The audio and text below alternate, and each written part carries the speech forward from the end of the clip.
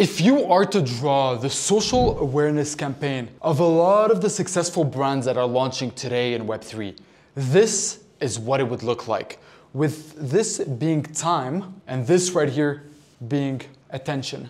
And most of these campaigns today, as we are seeing in 2024, are being built through airdrop campaigns. So airdrop campaigns, if you haven't seen the last video I made, it was all about this and the two types of airdrop campaigns that we have been seeing brands successfully roll out in the NFT space. However, when a lot of the founders see this strategy, what they fail to see is right here, the cutoff, the trigger that leads to the airdrop campaign.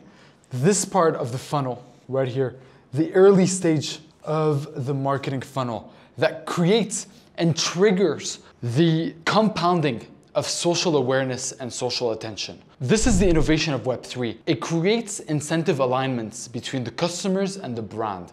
When I hold a token, I want that token to do well. So I want the brand to do well. And what I'm more likely to do when I have aligned incentive with the brand is to go out there and support the brand and talk to my friends about the brand that I own. And this is why we've seen that in Web3, attention seems to compound. And the trigger point that we've seen right here can happen in two distinct ways. The first one of those is connection arbitrage.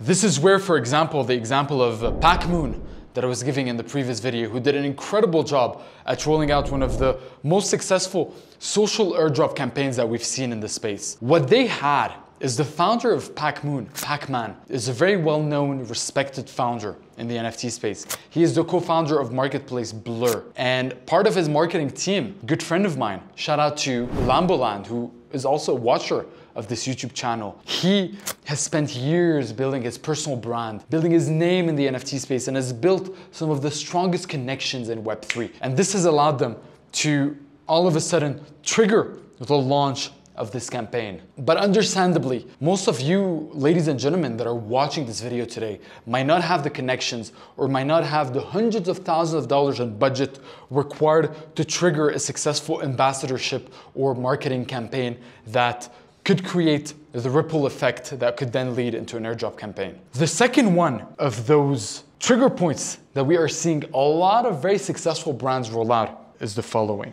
Starting off with an NFT project that is then going to create your core community to unlock explosive growth. And today we are going to be talking about this specifically. What does that look like and how is it you can replicate it? I'm going to be giving you two client examples of mine, projects we work very closely with today that were able to utilize NFTs as a trigger point for a later on down the line airdrop campaign for their ecosystem. And by the way, if this is the first time we meet, my name is Leon Aboud, and over the last couple months, only in 2024, through my growth marketing agency, Unfungible, we've had the opportunity to help our clients generate over $40 million worth of NFT mints as well as token launches. And I make these videos for free to democratize access to Web3 marketing information so you can go out there, build the brand of your dream, and help shape the future of this beautiful industry that we're in called Web3. Now, there are two reasons why opting for an NFT launch at the early stage of the project right here might be strategic. The first of these reasons is positioning.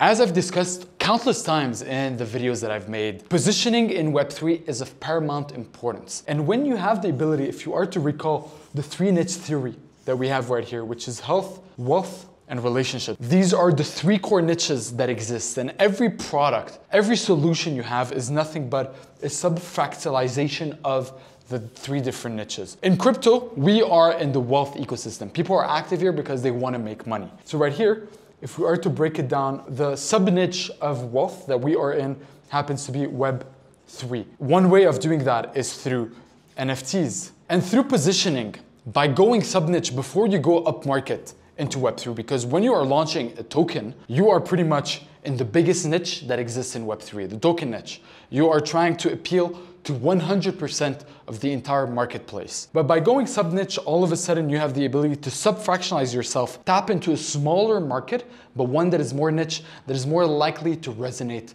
with your brand messaging. One of the clients that we work with very closely is Pixelmon. Pixelmon not only started in Web3 as an NFT project, they went and positioned themselves as an expert in gaming.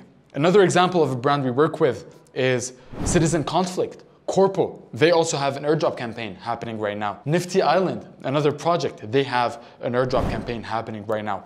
All three started in that specific sub-niche. And sub-niching allowed them to, number one, as I said, resonate with a specific target consumer that is into Web3 gaming and that is a lot more likely to resonate with their product. So that is the number one strategic reason why starting off with an NFT drop is worth considering for you. The second of these reasons is loyalty building. What do I mean by this? If we are to break down the different levels of customer engagement, this is where we have, up here, we have high engagement. At the bottom, we have low engagement. On the left, we have non-buyer.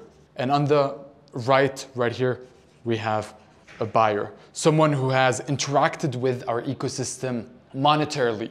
At the very top, right here, so non-buyers by high engagement, this is where we have our supporters. These are people who support. Now at the bottom, low engagement, non-buyer. This is where we have the onlookers. These are people who perhaps are on X. They might have never engaged with your brand. They might have seen you, but they're not really part of your ecosystem. They've never interacted with you in any meaningful way, whether monetarily or with social metrics that you look for. Right here at the bottom, low engagement, but are buyers. These are oftentimes token holders. I have a fascinating example for you. My brother has been getting into crypto over the last couple of weeks, and he sent me a list of the top coins that he is looking at. One of them is the SHRAP token. I answered the WhatsApp message he sent me. I was like, brother, do you know what SHRAP is? He's like, no. I'm like, this is from this game, Web3 game called Shrapnel. We've actually worked with them on the Twitter Spaces front. So me being in the NFT space, I know who they were. But for him, he does not. But he knows the token. So you can see how all of a sudden, tokens are a low engagement initiative, but they are constituted into buyers. And oftentimes tokens do move on to becoming users of your ecosystem. They end up engaging in your ecosystem in more meaningful ways. So they end up moving up the acquisition, the buyer engagement journey. But tokens is a lower engagement than what we have right here at the bottom, which is the golden zone. And this right here are NFT holders. Why do I say these are NFT holders? NFTs by nature are scarce. So there's the scarcity element that comes with it. You can only have collections between 3,000 to 10,000 NFTs, sometimes less. Tokens, you have billions of tokens sometimes out on the market. So NFTs has that scarcity element. And NFTs also have something that is, again, another innovation that we've seen, which is symbolism and identities. All of a sudden, people have the ability to symbolize their belonging to a specific community through NFTs, through the digital verification of ownership, using the NFT as a profile picture, as your access to the community. You're a lot more likely to want to become part of a community, like actually part of the community, aka joining the Discord and engaging in the conversation when it's limited to a small amount of people who have similar interests. A token, you're sharing a Discord, which is not common by the way, but you're sharing a Discord with hundreds of thousands, if not millions of holders. And that is a big reason why culturally Discord is so big with NFTs, where you have a two-way conversation versus with tokens, you have Telegram channels who are oftentimes broadcast channels, update channels. You don't often have a two-way conversation with token. And that is a response to what the market wants. The market with NFT wants deeper engagement for their ability. So all of a sudden we realize and we understand how starting off with an NFT collection, if we are to go back here,